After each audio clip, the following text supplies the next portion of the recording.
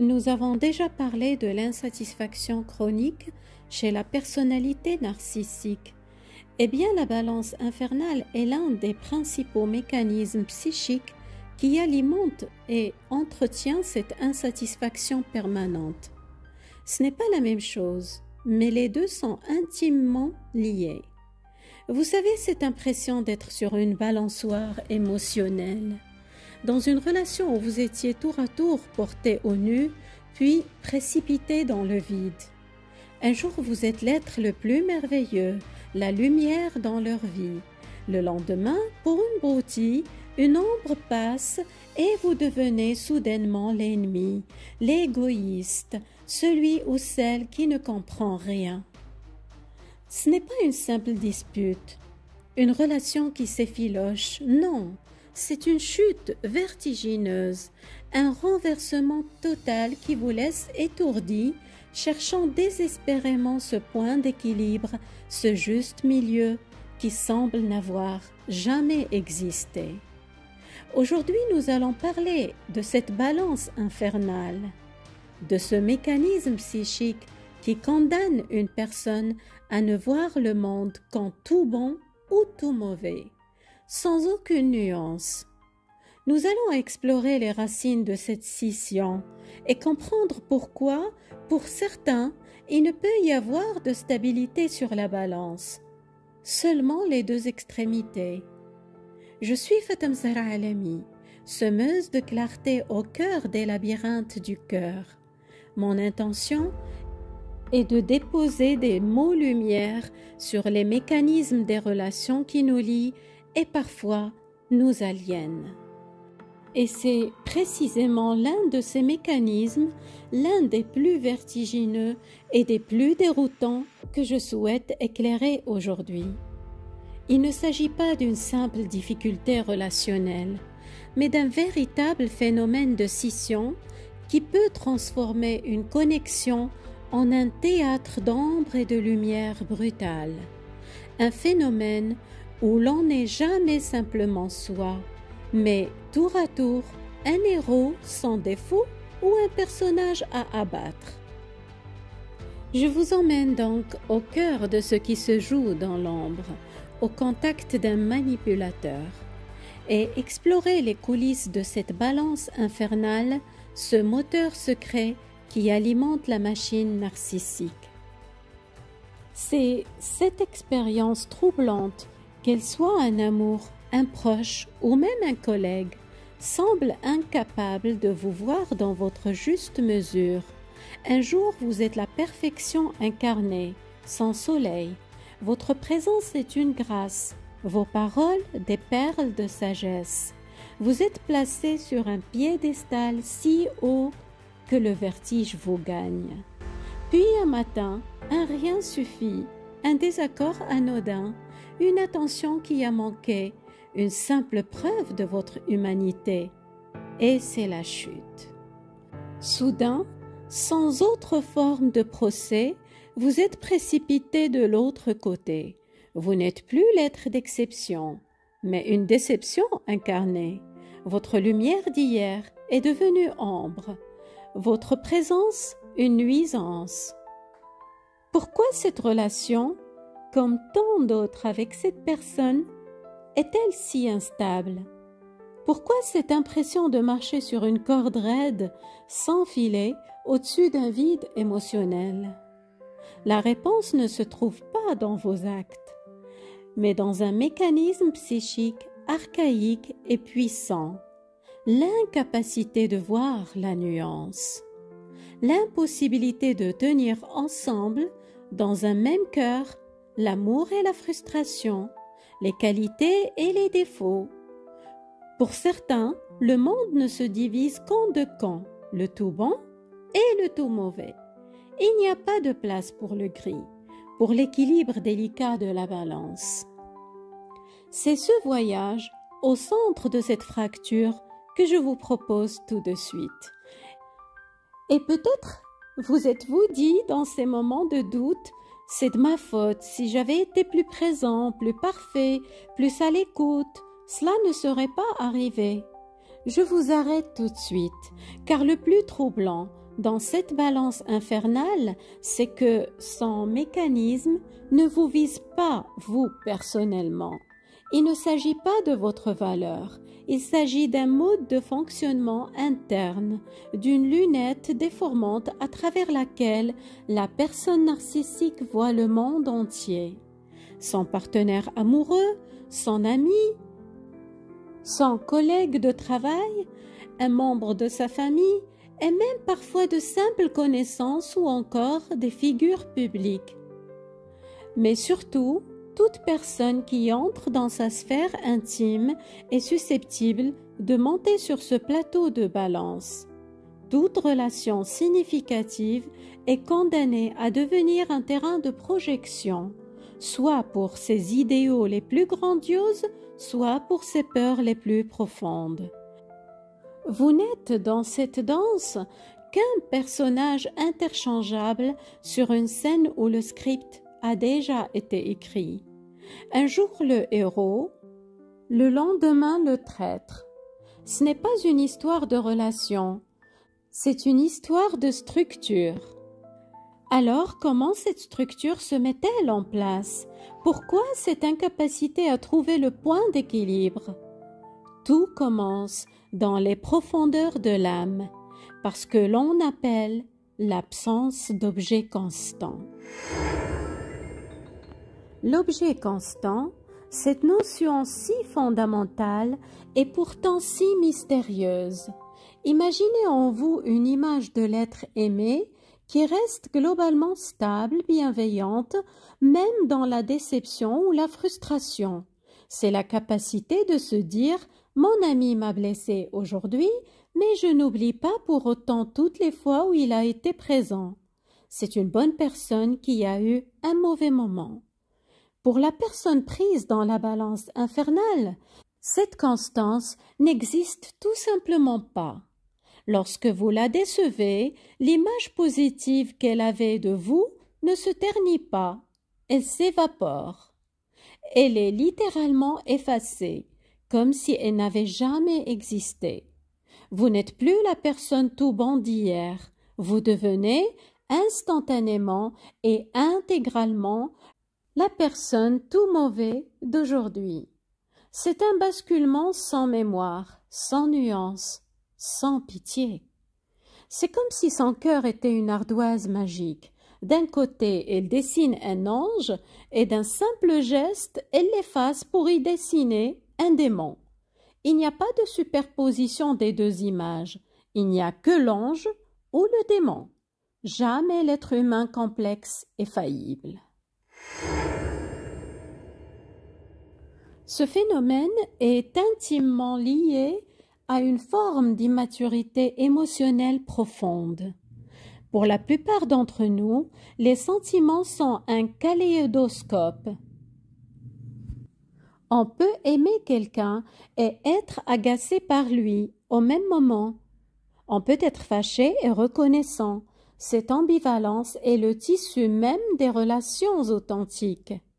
Mais pour le narcissique, cette ambivalence est une torture psychique. Ressentir de l'attachement et de la frustration simultanément crée une angoisse insoutenable chez lui. Son psychisme, pour se protéger de cette explosion, opte pour la solution la plus radicale, la scission.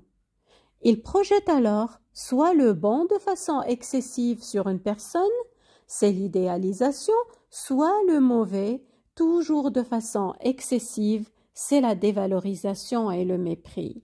C'est pourquoi il n'y a pas de place pour vous dans votre intégralité sur sa balance. Vous incarnez un plateau ou l'autre, jamais le point d'équilibre. Et c'est ainsi que se met en place une danse relationnelle aussi prévisible qu'épuisante. Une chorégraphie en 3 actes qui se répètent inlassablement, qu'il s'agisse d'une vieille relation ou d'une nouvelle. Le premier acte, c'est la sublimation, être porté par les vents de l'idéalisation.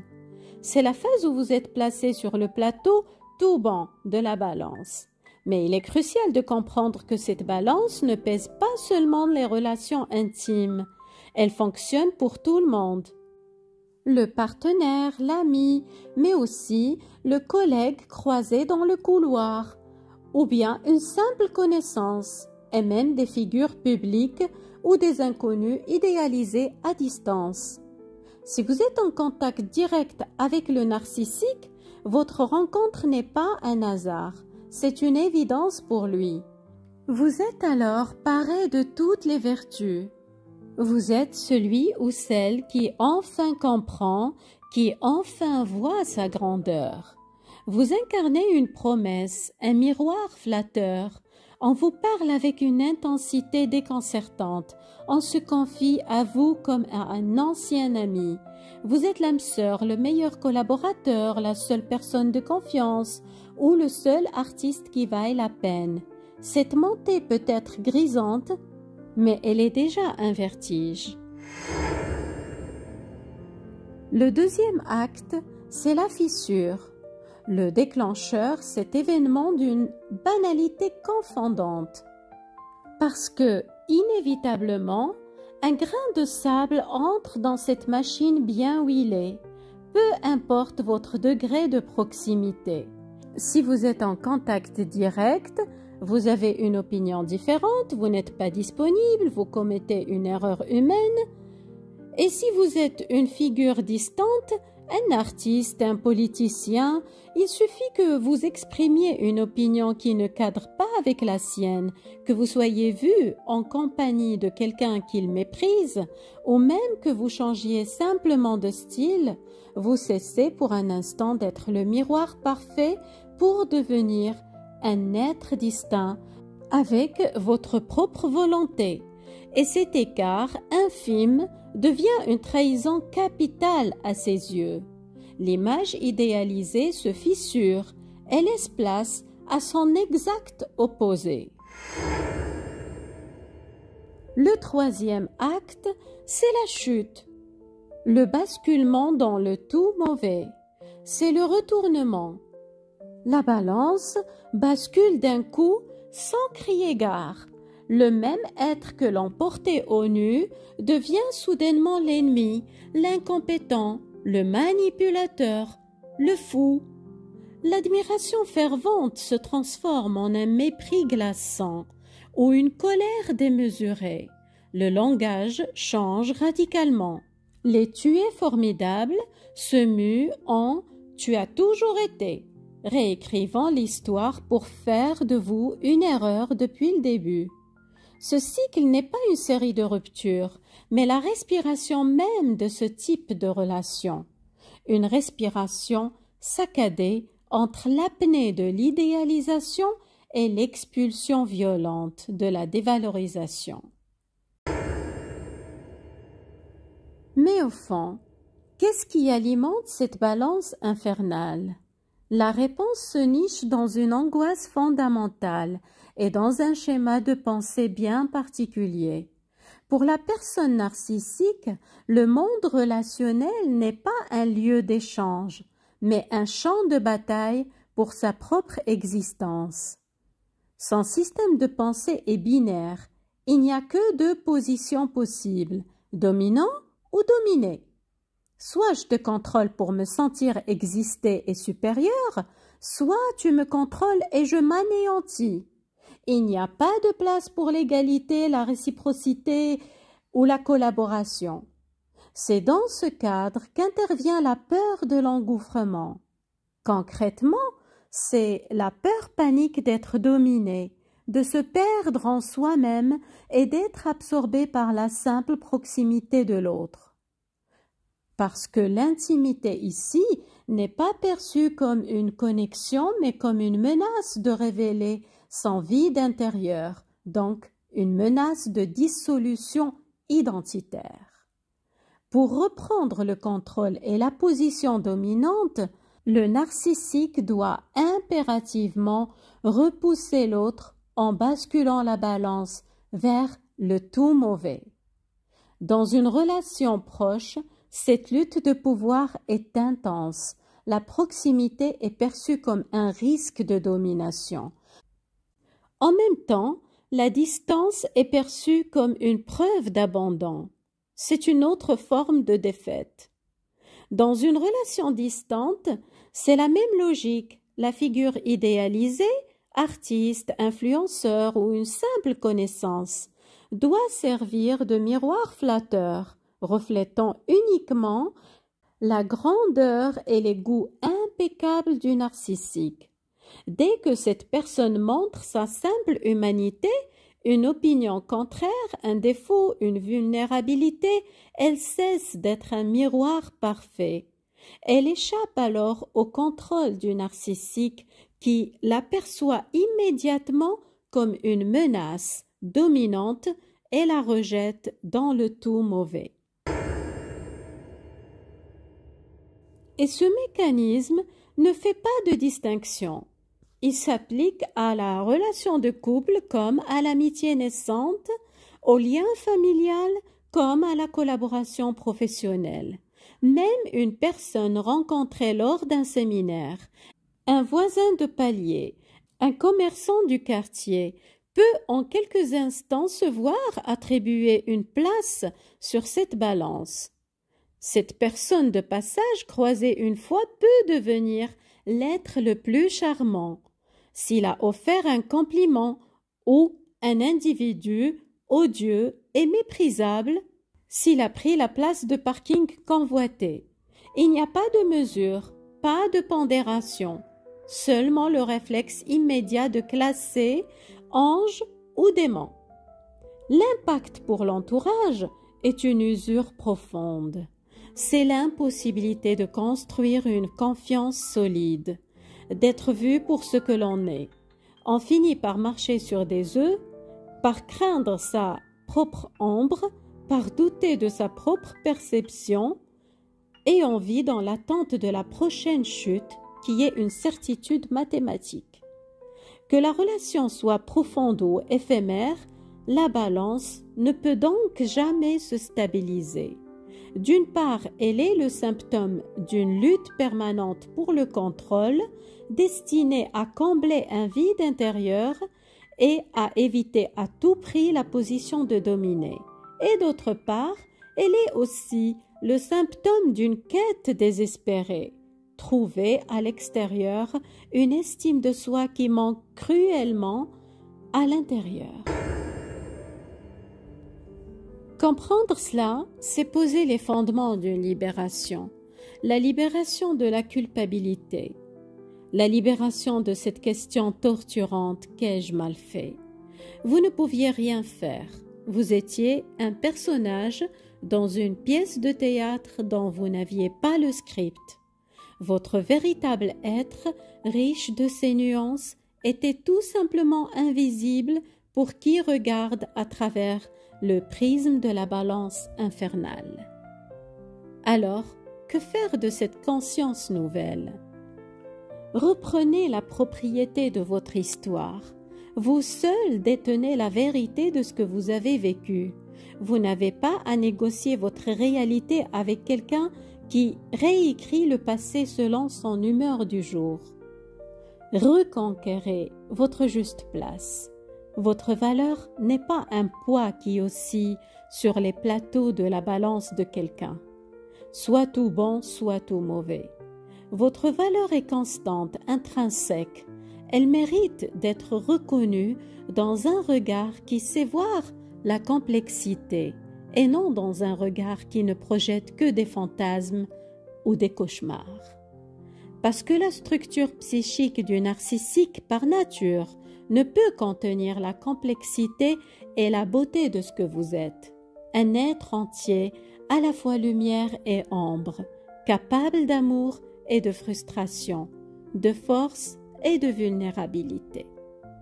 Chérissez la nuance. C'est dans cette zone grise, si riche et si vivante, que se tissent les liens authentiques. C'est le territoire de l'humain véritable, capable de vous aimer non pas malgré vos imperfections, mais avec elles. Reprenez la main sur votre récit. Lorsque le vertige de cette balance vous saisit, rappelez-vous, cette instabilité n'est pas la vôtre.